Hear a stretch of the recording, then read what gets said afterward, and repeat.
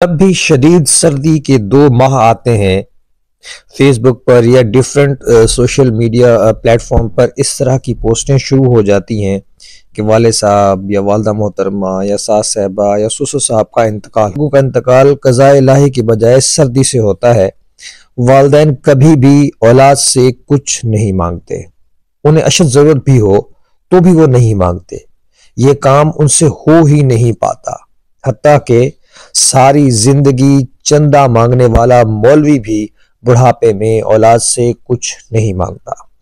सो खुद एहसास किया कीजिए और उन्हें गरम रजाइयाँ, गरम कपड़े, कोट, गरम मोजे, जूते और गरम खुराक मुहैया कीजिए। और ये बात अच्छी तरह समझ लीजिए कि उनकी रजाई आपकी रजाई से डबल और उनके गर्म कपड़े आपके गर्म कपड़ों से ज्यादा गर्म होने चाहिए, क्योंकि बुढ़ापे में सर्दी ज्यादा लगती है और बाकी कुव्वतों की तरह उनकी कुव्वत मदाफियत भी बहुत कमजोर हो चुकी होती है। सर्दियों में बुजुर्गों की अमवात में गैर मामूली इजाफा उस नालायक औलाद की वजह से होता है जो इन बातों का शऊर ही नहीं रखते। ये कम वक्त जाकर पूछते हैं, अब्बा जी कुछ चाहिए तो नहीं, और आगे से ना में ही जवाब मिलता है और ये उस ना को कबूल कर लेते हैं।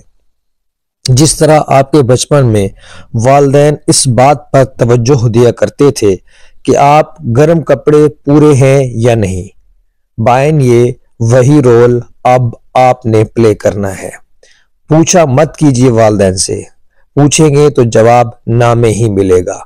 हमेशा जब भी आप बाजार का चक्कर लगाएं अपने या अपने बच्चों के लिए गर्म कपड़े या गर्म खुराक खरीदने के लिए, तो कभी भी खुदारा कभी भी अपने बूढ़े वालिदैन को ना भूलिए।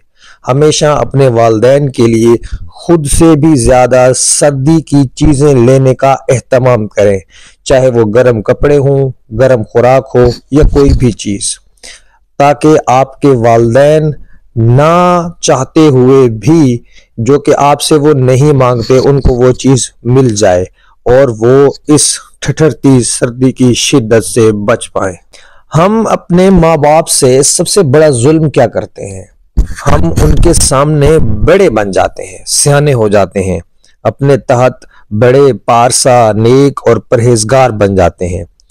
वही माँ बाप जिन्होंने हमें सबक पढ़ाया होता है उन्हें सबक पढ़ाने लगते हैं।